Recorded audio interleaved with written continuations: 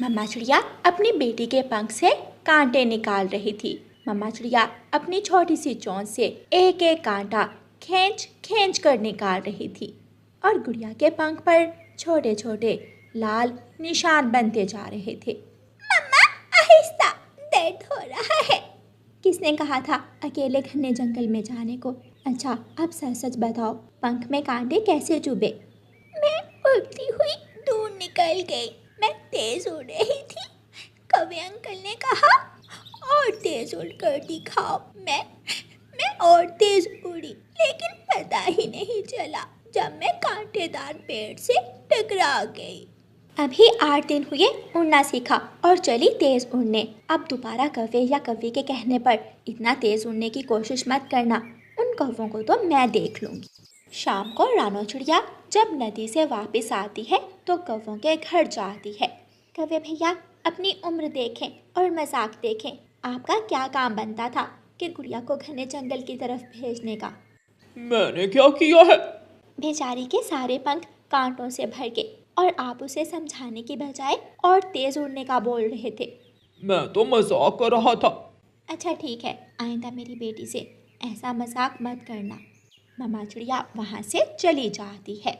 दूसरे दिन मम्मा चिड़िया गुड़िया से कहती है, गुड़िया मैं जा रही हूँ, घर में रहना और अगर उड़ने की प्रैक्टिस करना हुई तो ज़्यादा दूर मत जाना। ठीक है मम्मा, मैं घर के पास ही उड़ लूँगी। मम्मा चिड़िया वहाँ से चली जाती है और गुड़िया अपने घर से बाहर जाकर उड़ने की प्रैक्टिस करने लगती है। गुड़िया ने अभी नया नया उड़ना सीखा था, इसलिए उसे उड़ने का बहुत शौक था। गुड़िया ऊंचाई में चली जाती है। वो उड़ती उड़ती बादलों से भी ऊपर चली जाती है। उसे पता ही नहीं चलता कि वो कहाँ है। रुई की तरह उड़ते हुए बादल सब एक जैसे थे। ये मैं कहाँ आ गई हूँ? ये धुआं है, रुई है, ये क्या है? गुड़िया एक छोटे बादल के पास बैठकर रोने लग जाती है। चुप कर जाए छोटी चिड़िया, शांत हो जाए। आप इतनी ऊंचाई में क्यों आई थी? यहाँ तक तो कोई बड़ा पक्षी भी नहीं आता। मुझे पता ही नहीं चला मैं कब कैसे यहाँ तक आ गई। अब मैं घर कैसे जाऊंगी? आप मेरे ऊपर बैठ जाए, मैं आपको नीचे जंगल तक छोड़ आता हूँ। गुड़िया जल्दी से बादल के ऊपर बैठ जाती है और वो बादल गुड़िया को लेकर नीचे की तरफ आता है। गुड़िया, गुड़िया कहाँ हो? बेटी गुड़िया, आप कहाँ हो?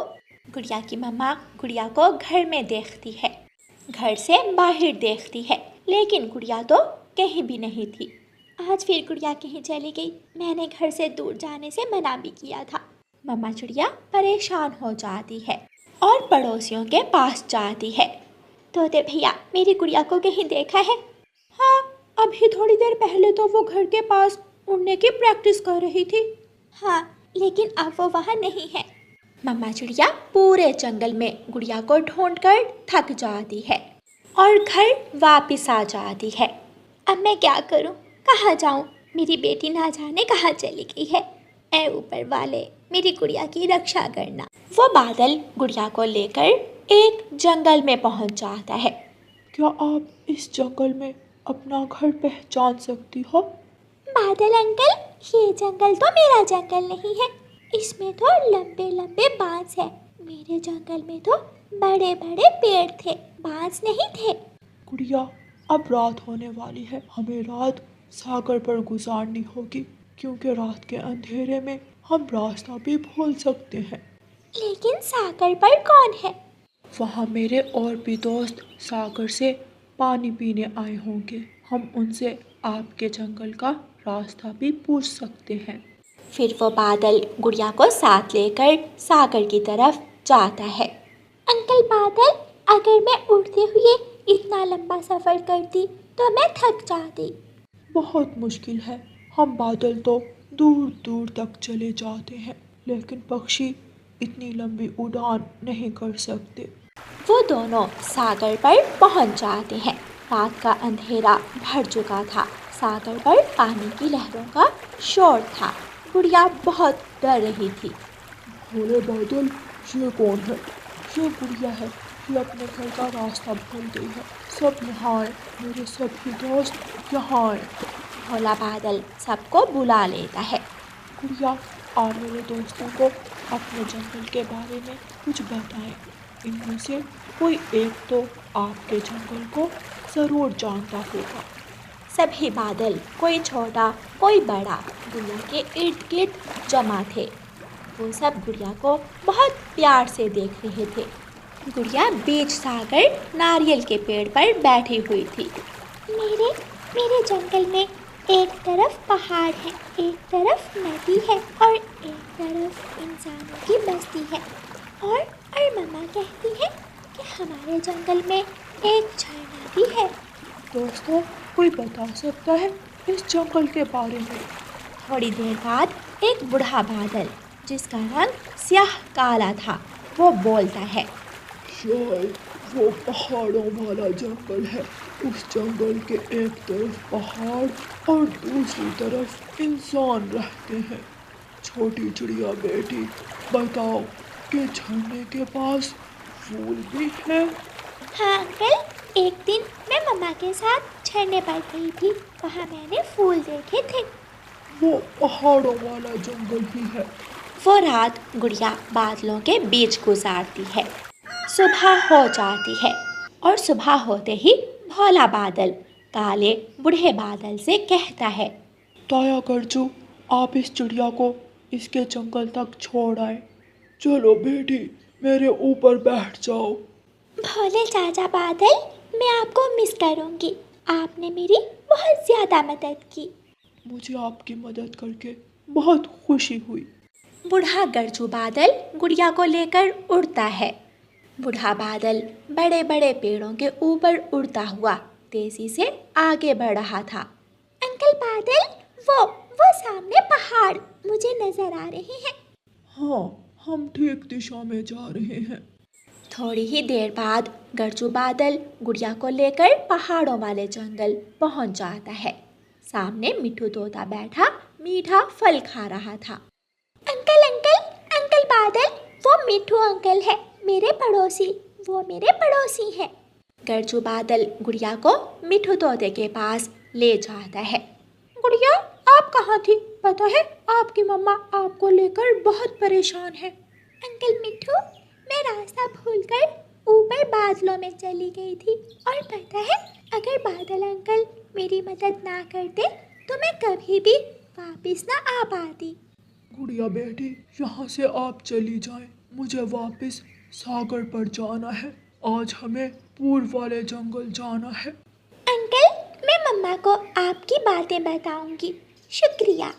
वो बादल वहाँ से चला जाता है और गुड़िया मिट्ठू अंकल के साथ घर वापस आती है। अब जल्दी से घर चली जाओ, वो सामने आपका घर है। अंकल, मुझे पता है, मैं अपने घर पहुँच गई। गुड़िया अपने घर चली जाती है। मम्मा चिड़िया अपनी बेटी को देखकर बहुत खुश होती है और गुड़िया को गले लगा लेती है। मेरी गुड़िया, कहाँ चली गई थी आप? मैं तो बादलों से भी ऊपर चली गई थी और फिर बादल अंकल मुझे छोड़ कर गए हैं। क्या? बादलों से ऊपर? वहाँ तो मैं भी कभी नहीं गई। मैंने तो बादलों के ऊपर की दुनिया देखी और फिर रात सागर पर गुजारी। गुड़िया अपनी मम्मा को सारी बात बताती है। गुड़िया की मम्मा गुड़िया से बादलों की बातें ऐसे सुन रही थी जैसे वो कोई छोटी सी बच्ची हो। दोनों माँ बेटी रात देर तक बातें करती हैं और फिर मीठी नींद सो जाती हैं। प्यारे दोस्तों, इस कहानी को लाइक, अपने दोस्तों के साथ शेयर और चैनल को सब्सक्राइब करना बिल्कुल मत भूलना। आपका धन्यवाद। गुड़िया की मम्मा, कल तैयार हो जाना। कल हम गुड़िया को मेला दिखाने लेकर जा रहे हैं। ये सुनकर गुड़िया अपने पापा के कंधों पर चढ़ जाती है। मेरे पापा बहुत अच्छे हैं और मुझे चूड़ियाँ भी लेकर देंगे ना वहाँ से। हाँ, ले लेना चूड़ियाँ भी। गौरी, तुम भी चलो। कालू भाई से कहो कि तैयार हो जाए। सब इकट्ठे जाएंगे तो बहुत मज़ा आएगा। तुम मेला देखने की बात कर रही हो, घर में एक आना भी नहीं है जिससे मैं एक टाइम का खाना ले सकूं। आप कालू भाई से कहें ना कि कोई काम धंधा कर ले। वो सारा दिन घोंसले में सोए रहते हैं। चिड़िया, तुम्हारे पति की तरह मेरे पति को काम करने की आदत नहीं है। चोरी चिकारी करके ले आता है और मैं हांडी बना लेती हूँ। कालू, वो चिड़िया अपने पति के साथ मेला देखने जा रही है। तो तुम भी चली जाओ साथ, देखाओ मेला। पैसे तेरा बाप देगा, बिना पैसों के कौन मेला देखने देता है। क्या तुम मुझे ले जाओगे? ना भी ना, मेरे पास इतने पैसे नहीं कि मैं मेले देखता फिरूं। मेरी तो किस्मत ही खराब थी जो तुमसे शादी हुई। एक वो छोटी चिड़िया है कि हर समय मौज करती है, खुश रहती है।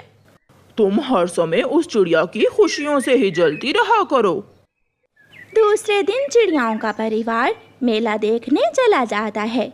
गुड़िया बड़े झूले पर बैठकर बहुत खुश होती है। वो सब ट्रेन पर बैठते हैं, वहाँ से पानी पूरी खाते हैं और गुड़िया मिठाई खाकर बहुत खुश होती है। गौरी बहन, ये लो मिठाई, हम मेले से लाए हैं। ले जाओ अपनी मिठाई, मुझे नहीं चाहिए। हर समय मेरा दिल जलाती रहती हो। गौरी, दूसरों को देख देख कर जलने से अच्छा है आप खुद मेहनत करो। चिड़िया मिठाई लेकर चली जाती है। चिड़िया की बच्ची, खुश तो मैं तुझे भी नहीं रहने दूंगी। मेरे कालू की तरह तेरा पति भी होगा आलसी और खराब। कालू, मेरे साथ चलो, मुझे आज अपनी सहेली पिंकी से मिलने जाना है। पिंकी से? रुको, मैं थोड़ा तैयार हो लूं। फिर कालू कौवा तैयार हो जाता है और दोनों पति पत्नी अपने घर से निकलते हैं। पिंकी सहेली, वो चिड़िया जिसकी तुमने बात की थी, उसका घोंसला कहाँ है? उसका घोंसला वो सामने वाले पेड़ पर है। मैं बुला कर लाऊं उसे? नहीं, रहने दो, मैं खुद जाती हूँ। कालू, तुम यहाँ ही रुको। लाडो, जैसे भी हो तुम उस चिड़िया के पति को पटा लो और उस चिड़िया की खुशियाँ मिट्टी में मिला दो। अगर मैं अपना काम अच्छे से करूं तो तुम मुझे क्या दोगी? मैं तुम्हें लकड़ियों का पक्का घर बना कर दूंगी अगर तुम मेरा काम कर दो तो फिर समझो वो चिड़ा तो गया काम से। मैं कल ही जाऊंगी और उसे दूर कर दूंगी उसकी पत्नी और बच्चों से। पिंकी जी, आप इन तिनकों के घोंसले में क्यों रहती हो? मेरे पास पक्का घर नहीं है ना, इसलिए। जब से मेरा पति मरा है बहुत मुश्किल से दिन गुजर रहे हैं। तुम चिंता ना करो, मैं बना दूंगा तुझे पक्का घर, मैं बना कर दूंगा। क्या सच कालू? क्या तुम मुझे पक्का घर बना कर दोगे? हाँ, मैं कल ही आऊंगा। वो आ गई गोरी, गोरी के सामने बात ना करना। गोरी भी पहुंच जाती है। गोरी सहेली, हो गई बात लाडो से? हाँ, की तो है। अब देखो लाडो कैसे उस चिड़िया को रुलाती है। दूसरे दिन सुबह सवेरे ही कालू कौवा अपने घर से निकलता है और पिंकी कौवे की तरफ जाता है। और लाडो चिड़िया रानो चिड़िया के पति को पटाने के चक्कर में घर से निकलती है। मैं शाम को अपनी बेटी के लिए समोसा और मिठाई लेकर आऊंगा। और मेरे लिए क्या लाओगे आप? आपके लिए गरम गरम जलेबी। पापा चिड़िया अपने घर से निकलता है। नदी पर लाडो चिड़िया पापा चिड़िया को आवाज देती है। आपने मुझे आवाज दी क्या? हाँ, मैंने आपसे कोई बात करनी है। बताइए बताइए, क्या बात करनी है आपको मुझसे? मेरे 2 आमों के पेड़ हैं और अपना बड़ा सा पक्का घर भी। मैं शादी करना चाहती हूँ, क्या तुम मुझसे शादी करोगे? शादी? नहीं नहीं, मेरी शादी हुई है। मेरी तो एक सुंदर सी बेटी भी है। तो फिर क्या हुआ? मैं दूसरी शादी की बात ही तो कर रही हूँ। आप जाइए यहाँ से, बल्कि मैं ही चला जाता हूँ। पापा चिड़िया और बात बढ़ाए बिना वहाँ से चला जाता है। उधर कालू कौवा पिंकी कौवी से प्यार भरी बातें कर रहा था। क्या तुम्हारे पास लकड़ियाँ हैं घर बनाने के लिए? लकड़ियाँ तो जंगल से लाना होंगी। तो फिर चलें, तुम मेरे साथ होगी तो काम आसान हो जाएगा। कालू कौवा पिंकी कौवी को साथ लेकर जंगल से लकड़ियाँ लेने चला जाता है। तुम यहाँ आराम से बैठ जाओ और मैं काटता हूँ लकड़ियाँ। कालू कौवा कुल्हाड़े से लकड़ियाँ काटने लगता है और फिर थोड़ी दूर एक पेड़ पर उसे एक पका हुआ आम नजर आता है। कालू कौवा वो आम तोड़ता है और पिंकी को देता है। मीठा आम आपके लिए। इतना मेहनती, इतना अच्छा कौवा मेरी सहेली को मिला है, वो तो बहुत भाग्यशाली है। कहाँ, वो तो मुझसे प्यार ही नहीं करती, हर समय मुझसे लड़ाई करती रहती है। पिंकी, अगर तुम चाहो तो हम दोनों एक साथ रह सकते हैं। क्या मतलब, वो कैसे? तुम मुझसे शादी कर लो, मैं ऐसे ही सारी उम्र तुम्हारे काम करूँगा, मिठाइयाँ ला ला कर खिलाऊंगा और तुम्हारी सेवा करूँगा। मगर गौरी मेरी सहेली है, वो क्या सोचेगी? सोचना क्या, दोनों सहेलियाँ एक साथ रहना। फिर कालू कौवा लकड़ियाँ उठाता है और जाकर पिंकी के लिए घर बनाने लगता है। लाडो, कहाँ तक पहुँचा मेरा काम? लाडो, मैं बहुत जलती हूँ उस चिड़िया से। जब तक उसका घर बर्बाद नहीं होता मेरे दिल को सुकून नहीं होगा। गौरी, सच बताऊं, चिड़िया के उस परिवार में बहुत प्यार है, सच्चा प्यार। मैंने रानो चिड़िया के पति को अपने जाल में फंसाने की पूरी कोशिश की थी, मगर वो मेरी कोई बात सुने बिना ही चला गया। इसका मतलब वो चिड़िया ऐसे ही हंसती बसती रहेगी और मैं उसे देख देख कर जलती रहूंगी। लग तो ऐसे ही रहा है। अच्छा, तुम्हारा पति आज पिंकी के पास क्या कर रहा है? कालू पिंकी के पास है? हाँ, मेरी पड़ोसन तुम्हारी सहेली पिंकी के पास। वो मुझे तो बता कर नहीं गया, शाम को पूछूंगी उसे। पिंकी, छोड़ो इस घर को, अगर मुझसे शादी करनी ही है तो आज ही कर लो, मैं समझा लूंगा गौरी को। अगर गौरी ने मुझसे लड़ाई की तो मैं एक दिन भी तुम्हारे घर में नहीं रहूंगी। ऐसा कभी नहीं होगा। फिर कालू कौवा पिंकी से शादी कर लेता है और ब्याह कर उसे अपने साथ ले जाता है। कालू, ये क्या है? पिंकी, तुम इन शादी वाले कपड़ों में? तुम अपने पति जी से ही पूछ लो। ये मेरी दूसरी पत्नी है, मैंने पिंकी से शादी कर ली है। ये सुनकर गौरी के तो होश ही उड़ जाते हैं। कालू, तुमने दूसरी शादी कर ली और मुझे बताया ही नहीं। और बेगैरत कौवी, तू तो मेरी सहेली थी। बस बस गौरी, बस, बहुत हो गया। अगर मेरी दूसरी पत्नी जी के बारे में एक शब्द भी जुबान से निकाला तो जुबान खींच लूंगा मैं तुम्हारी। पति जी, इतना भी ना डांटे मेरी सौतन को, सहेली है मेरी आखिर। गौरी अपना सर पकड़कर बैठ जाती है। ना मैं चिड़िया के पति की दूसरी शादी करवाने के लिए तुम्हारे पास जाती और ना आज मेरे पति की दूसरी शादी होती। सच सच कहा तुमने गौरी, ये आइडिया मुझे तुम्हें देकर ही आया था। कैसा लगा मेरा ये सरप्राइज? बहुत अच्छा लगा, जो बोया वो काटना तो होगा। फिर गौरी कौवी रोने लग जाती है और दुखी हो जाती है और अपने किए पर पछताती है।